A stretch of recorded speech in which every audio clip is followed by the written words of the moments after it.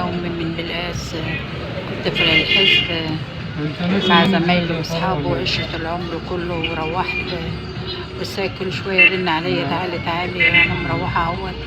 الروتين اليومي كل يوم السيد يرن وأنا أقول له حاضر، والآخر يشتمني ويوم بيعدي. من برنامجنا الحدث العربية القناة مقفولة، يا ريت يا ريت كل اخواتي يدخلوا ويدعموني فتح القناة من تاني. يعني أنا في طريق المعصرة بالقاس، وأنا قلت للجميع إن أنا من بالقاس متجوزة في المعصرة. احنا داخلين على الشارع ولو كنت عايزة يشارك كنت وأنا اتمنيت كتير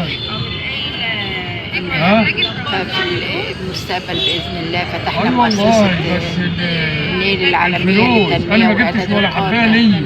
المؤسسة موجودة طبعا في القاهرة في الهرم، هنشهرها قريب وقت إشهارها. كل اللي عايز ينضم معانا من بره مصر من جوه مصر أهلا به.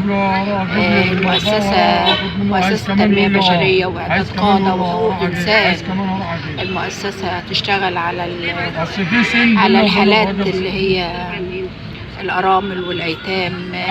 هناخد الملفات من الشؤون الاجتماعية ونقدم لها السهولة والتيسيرات. هندعم الناس اللي هي عليها دين، عليها شيك، مش قادرة تدفع، متعثرة، كل اللي ظروفه صعبة ومش قادر. هنقدر هنساعده بدعم اخواننا المواطنين اللي بيحبوا الخير ودعم الخير للناس. وانا من خلال البرنامج بتاعي هقدم دعوه لكل اللي في قلبه خير او رحمه وعايز يساعد منه للحاله مباشره. احنا ملناش، بس باذن الله هيبقى في شغل كتير وهيبقى شغل على ارض الواقع. والمؤسسه انا ادارتي واداره الدكتوره هالة فؤاد هديرها، هي هديرها من القاهره وانا هديرها من هنا من الدقهلية، وهنقدر نشتغل، هنقدر نقدم الخدمة للمواطن في اي مكان من محافظات الجمهورية. واللي عايز يفتح مكتب في اي محافظة من المحافظات اهلا بيه. الدنيا هتساعد الجميع.